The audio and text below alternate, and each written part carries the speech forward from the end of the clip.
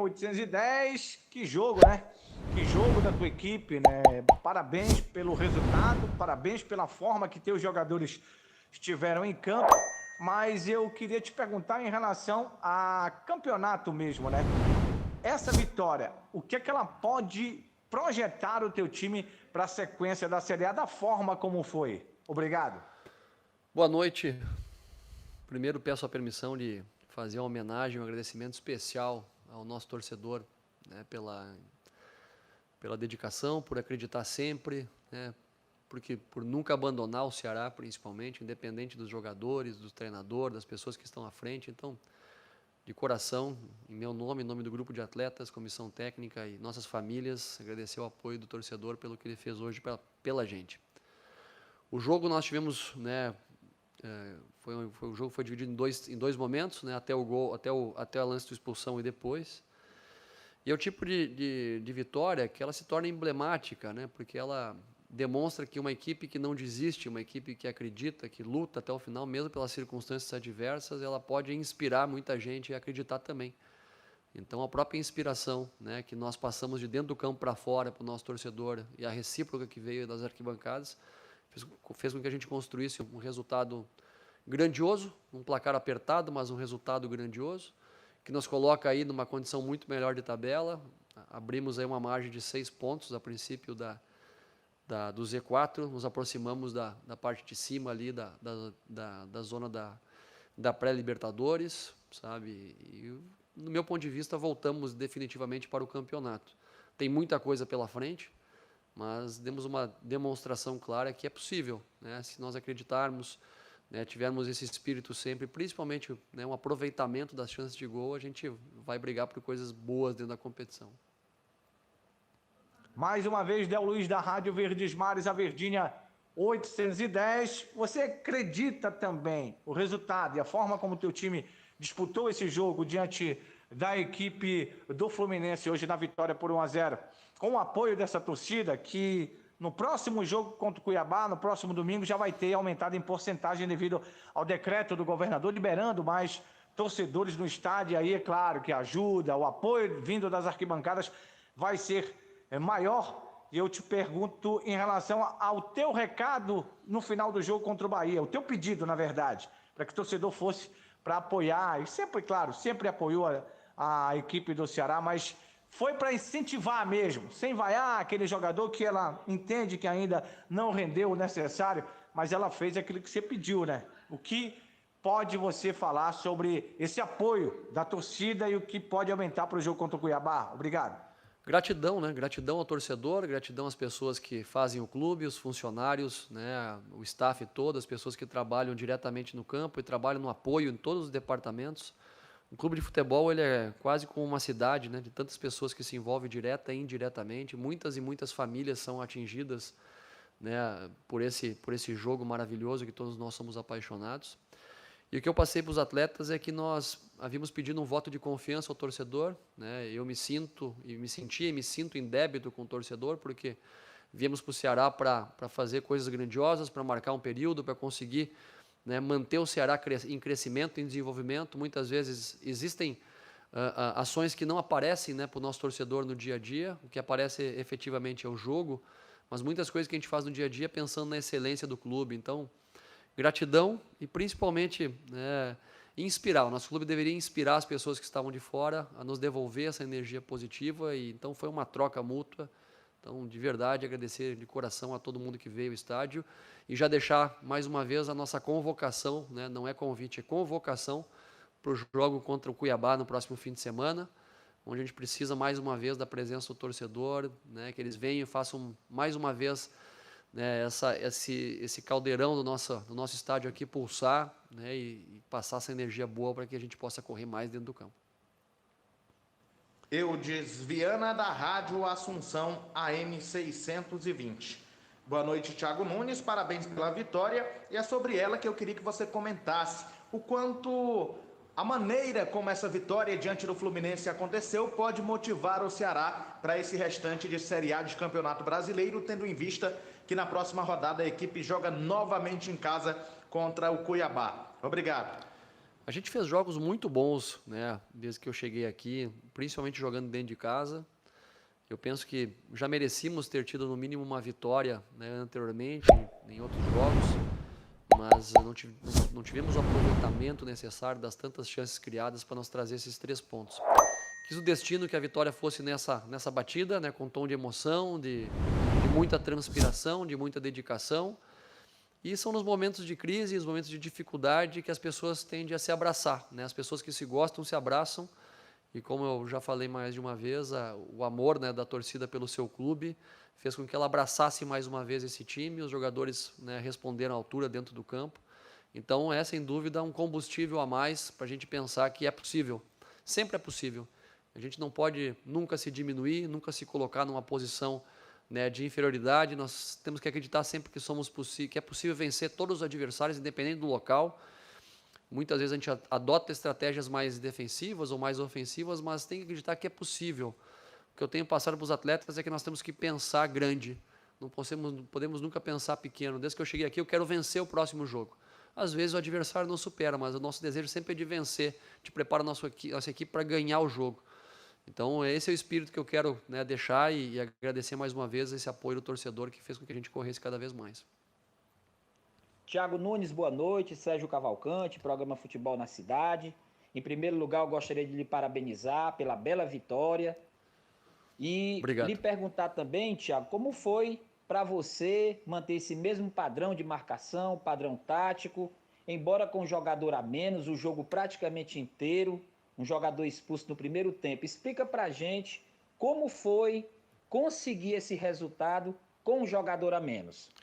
A ideia principal, né, pensando no aspecto tático, foi tirar a velocidade do Fluminense. Então nós compactamos nossa equipe um pouco mais atrás, entregamos a posse de bola para eles tiveram muita circulação de bola, mas nós fizemos algumas variações ali, fazendo um bom preenchimento da nossa área defensiva, muitas vezes com uma linha de 5 jogadores, isso até meados do segundo tempo, né, com os nossos pontas se alternando.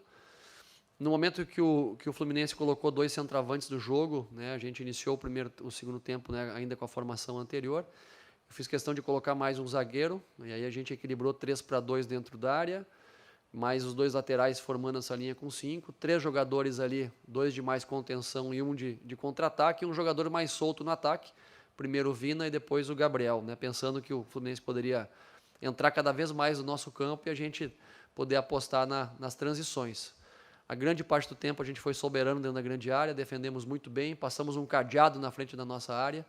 Então foi realmente um jogo de muita entrega, de muita consciência tática e principalmente, né, de coração, né? O coração colocado por todos aí fez que a gente merecesse essa vitória.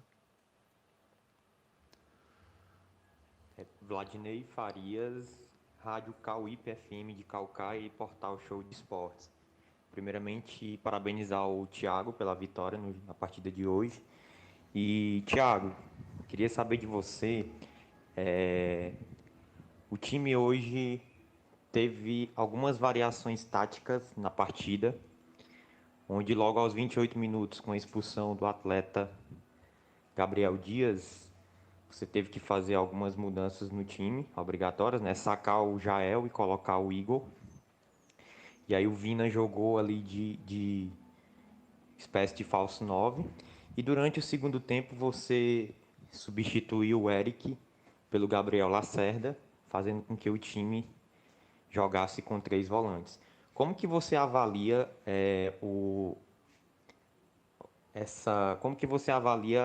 o comportamento do time dentro dessa variação tática no jogo de hoje e jogando ainda com um jogador a menos? Não, é exatamente o que eu mencionei anteriormente, né, sobre o nosso bom preenchimento de área, marcando os 2 centroavantes do Fluminense com 3 zagueiros. Muitas vezes ficamos no mano, 3-3, porque era o que se exigia. A ideia dos laterais saindo para pressionar e tentar tirar a zona de cruzamento, né, fazer um cruzamento mais distante.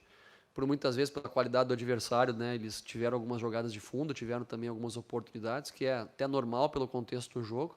Mas a gente conseguiu sustentar bem, né, os nossos jogadores foram valentes, ganharam a maior parcela dos duelos, tanto os jogadores que são mais especialistas em defender, como os próprios atacantes que se comprometeram na fase defensiva, marcaram muito, duelaram com o adversário e nos deram também a contribuição ofensiva nas transições. Então foi um jogo duro, difícil, né, emblemático, eu diria dessa maneira, e que hoje o torcedor sai feliz da vida, né? Vai ter uma semana, um fim de semana, um final de domingo aí para comemorar com a sua família, para abraçar quem ele gosta e principalmente poder lembrar que o Ceará é grande, né, e tem muito ainda para dar para essa temporada. Boa noite, Thiago. Aqui é Mário Kempis, do blog do Kempis e do TVC Esporte Clube. Amanhã você completa 2 meses no Ceará Sporting Clube. Queria que você pudesse fazer um balanço a respeito do seu trabalho, do clube, da cidade, da torcida, do elenco. O que é que você está achando? O que é que você poderia falar desses 60 dias e o que é que você projeta até o final da competição? Muito obrigado. O futebol, ele faz a gente, né, pensar que está muito mais tempo. Foram só 60 dias, já parece que foi um ano, né? Tamanha intensidade que a gente vive, o número de viagens, o número de jogos, né, a necessidade iminente de estar sempre competindo. Mas o que eu posso falar, sem dúvida alguma, é que eu encontrei um clube com pessoas altamente capazes, um clube recheado de qualidade técnica, não só quando eu falo qualidade técnica, não refiro aos atletas só, eu refiro ao staff, aos profissionais que fazem esse clube, que constrói, pessoas que são apaixonadas pelo Ceará, que trabalham ali no anonimato muitas vezes e que fazem esse clube ficar forte e com um potencial de desenvolvimento muito grande, né? Lógico que o âncora, né, principalmente o nosso timoneiro, né, o carro-chefe disso tudo é o nosso presidente, o Robson, que tem que ser altamente elogiado porque ele faz um clube saudável financeiramente, ele consegue, né, manter o clube com as contas em dia, ele está investindo em estrutura física, que muitas vezes para o nosso torcedor não faz muita diferença, o torcedor quer ver bola na rede, mas quando investe em estrutura, em melhorias, ele está plantando o clube não só para agora, mas pensando daqui a 5, 10, 15, 20 anos. Então, essas melhorias que aparecem nesse momento, que muitas vezes não dão um fruto imediato, têm que ser valorizadas. Eu vim fazer parte desse processo, né? Eu vim para o Ceará porque eu via muita margem de crescimento, via um grupo capaz, competitivo e que tem que parar de pensar pequeno, tem que pensar grande, pensar em ganhar, né? Não pode mais pensar só em empatar, não pode mais pensar em ficar defendendo 90 minutos, tem que pensar em ganhar, em competir de igual para todo mundo. A gente sabe das dificuldades logísticas que a gente tem pela geografia, a gente está sempre distante da região sul, sudeste, do centro do país, então a gente sofre um pouco mais com o desgaste das viagens, mas a gente pode tirar isso, né, de mente e começar a pensar maior. Então é um processo a médio e longo prazo, que eu vim dar minha contribuição, e apaixonado pela cidade. Foi muito bem recebido pela torcida, né, as pessoas são genuinamente receptivas, calorosas, estou muito feliz, me sinto adaptado, espero poder, né, merecer continuar bastante tempo por aqui. Tiago, sou Horácio Neto, setorista do Ceará pela Rádio Povo CBN, e você acabou de encerrar uma sequência de 7 jogos sem vencer do Alvinegro, uma vitória importantíssima que acabou também ajudando a equipe na tabela e na moral. Eu queria que você falasse qual foi o principal destaque da sua vitória e quem também do elenco você acha que se sobressaiu para conquistar esses 3 pontos de hoje. Olha, o principal destaque foi o aspecto coletivo, né? Todo mundo defendeu, todo mundo se expôs, todo mundo foi arrojado, todo mundo conseguiu, né, se doar o máximo possível para defender o resultado que tinha construído inicialmente. E então, do meu ponto de vista, é isso que tem que ser valorizado, né? E sobre os 7 jogos sem vencer, era algo indesejado, né? Eu tenho plena convicção que nós poderíamos ter vencido outras partidas, poderíamos ter tido o melhor resultado em outras partidas que jogamos bem e merecemos isso. Acabou não vindo. Outras, né, tantas equipes passaram jogos também, um número alto de jogos sem vencer na competição, faz parte. Pega o Palmeiras aí, que é uma equipe que passou também em torno de 7 jogos sem vencer na competição. Outras equipes passaram por esse momento, né? Então a gente tem que saber conviver com isso, administrar de maneira equilibrada internamente, passar confiança para os jogadores, contar com a confiança do torcedor e continuar lutando aí para manter a rotina de vitórias. Boa noite, Thiago. Aqui novamente Mário Kempis, do blog do Kempis. Antes de mais nada, perdão, né, na pergunta anterior, não lhe parabenizei pela excelente vitória, parabéns pelo resultado de hoje. E, obviamente, obrigado. Como você já deve ter respondido algumas outras perguntas, queria que você pudesse projetar essa partida contra o Cuiabá. Eu sei que o clima da vitória está muito bom ainda, mas como a gente tem pouco tempo para falar com você, se você pudesse projetar esse duelo contra o Cuiabá, o que é que você espera dessa partida? Muito obrigado e, mais uma vez, parabéns pelo resultado. Obrigado. É outra partida duríssima, né? A gente ainda está com nossa mente, nossa cabeça voltada para o jogo que acabou agora, há pouco tempo. Mas é uma partida dura, né? Você pega o Cuiabá e o Ceará, são as equipes que mais empataram no campeonato. Você pegar o número de derrotas do Cuiabá é baixo, né? É uma equipe que perdeu pouquíssimas vezes na competição. É uma equipe recheada de jogadores experientes, jogadores que já jogaram muitos e muitos, né, brasileiros de Série A. Tem um investimento altíssimo, né? É um clube que paga uma folha salarial bastante alta para os seus jogadores. Muitos eu já tive a oportunidade de trabalhar ali, então, sem dúvida, vai ser um desafio grande vencer o Cuiabá aqui. E, mais uma vez, a gente vai precisar da sinergia, torcida, jogadores, comissão, todo mundo juntos aí para conseguir um grande resultado. Boa noite, Thiago Nunes, Wilson Medeiros, Portal Torcida K. Primeiramente, parabéns pela vitória. Hoje foi mais um jogo onde se teve a interferência do VAR. Um lance polêmico, discutível, ao meu ver, na expulsão do lateral Gabriel Dias. Ontem, após, eu vou ter que fazer esse link, após o jogo do Fortaleza, o técnico Vojvoda declarou na coletiva que o VAR, em certas situações, tem tirado a essência do futebol. Eu queria que você analisasse, né, dentro do seu ponto de vista, a utilização desse recurso do VAR. Como é que está a aplicabilidade do VAR no contexto do futebol brasileiro, na sua ótica? E queria também que você avaliasse esse lance da expulsão do Gabriel Dias. Muito obrigado. Eu não tive ainda contato com o lance do Gabriel, não vi no vídeo ainda, então não posso emitir uma opinião nesse momento, porque eu não vi quão grave foi, né? No lance foi muito rápido, eu fiquei só com a imagem dentro do campo, ainda não vi para ter uma avaliação mais equilibrada sobre esse fato. O VAR é uma ferramenta, né? E como uma ferramenta, ela é operada por pessoas. Então, a gente não pode questionar a ferramenta, a gente tem que questionar quem opera ela, sabe? E o que eu estou percebendo é que muitas vezes falta mais experiência de campo para quem está operando a ferramenta. Porque existem lances, né, que é só quem já teve o mínimo de experiência, não é ter jogado futebol, não é nada disso. Já ter, no mínimo, vivenciado dentro do campo, como árbitro que está ali, ou alguém que, né, já tenha tido o mínimo de contato com o futebol, sabe, para entender alguns lances, né? Como é que o jogador vai jogar sem os braços? Tem lances que ele vai usar o braço para se proteger, às vezes, de uma subida de cabeceio, a bola vai bater na mão, né? Muitas vezes você vai para uma dividida, você visa a bola e às vezes passa um pouquinho mais, um pouquinho menos, né? Eu fiz uma reclamação muito forte no último jogo, perguntando por que no Castelão são sempre árbitros FIFA de alto nível, de alta qualidade, e fora de casa a gente não tem árbitros desse mesmo padrão. Por exemplo, eu tenho plena convicção, se o Klaus estivesse apitando, né, o jogo nosso com o São Paulo no Morumbi, o Miranda teria sido expulso. O Miranda deu uma cotovelada no Mendonça no jogo lá, sabe? O VAR chamou, né, para acusar a cotovelada. O árbitro foi lá, viu que era o Miranda e não expulsou. Porque é um árbitro que estava de pouca bagagem, de pouca experiência e influenciado também pelo ambiente externo. Você veja o árbitro que apitou nosso jogo com o Atlético Mineiro lá, né? Um árbitro também com pouca bagagem, pouca experiência e influenciado pelo ambiente externo. Com o retorno do público, o fator externo voltou a influenciar o jogo. Só que os árbitros muitas vezes não estão preparados para isso. Árbitros de altíssimo nível de qualidade, como é o caso do Klaus aqui, não sentem o jogo. Ele veio aqui, deu 8 minutos de acréscimo, não estava preocupado se estava apitando dentro da Arena Castelão, 9, quer dizer, no segundo tempo, 5 no primeiro, mais 9 no segundo.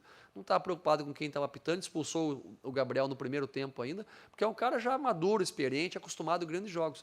Agora, por que o Ceará sempre tem árbitros, né, que estão atuando, né, que ainda estão iniciando suas carreiras, que não têm grande bagagem nos jogos fora de casa? Eu fico pensando isso. Eu gostaria de ter árbitros FIFA também nos jogos fora, né, para a gente ter uma paridade técnica nessa disputa.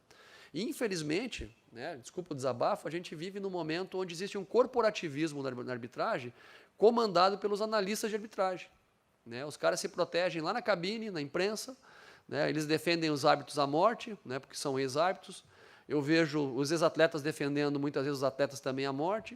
O que falta para nós são ex-treinadores, né, comentando, presente nas bancadas, também distribuindo boas informações, entendendo o lado do treinador que fica ali também com o seu emprego na Berlinda a cada semana, porque pouca gente fala sobre isso, né? O treinador assume uma grande responsabilidade nesse contexto, mas quem avalia futebol, né, tem pouquíssimos avaliadores de futebol que são ex-treinadores, pouquíssimos, né? E dos que tem, pouco também protege os treinadores, né, dando opiniões que podem valorizar o trabalho e mostrando a dificuldade do nosso dia a dia. Então eu vejo que o VAR é uma grande ferramenta, mas tem que ser melhor operado. sabe? Os árbitros também têm que estar mais experientes, entender um pouco mais de futebol para entender do jogo, ao invés de pensar na aparência, no músculo, né, e na maneira que eles estão desenhando os seus jogos dentro do campo.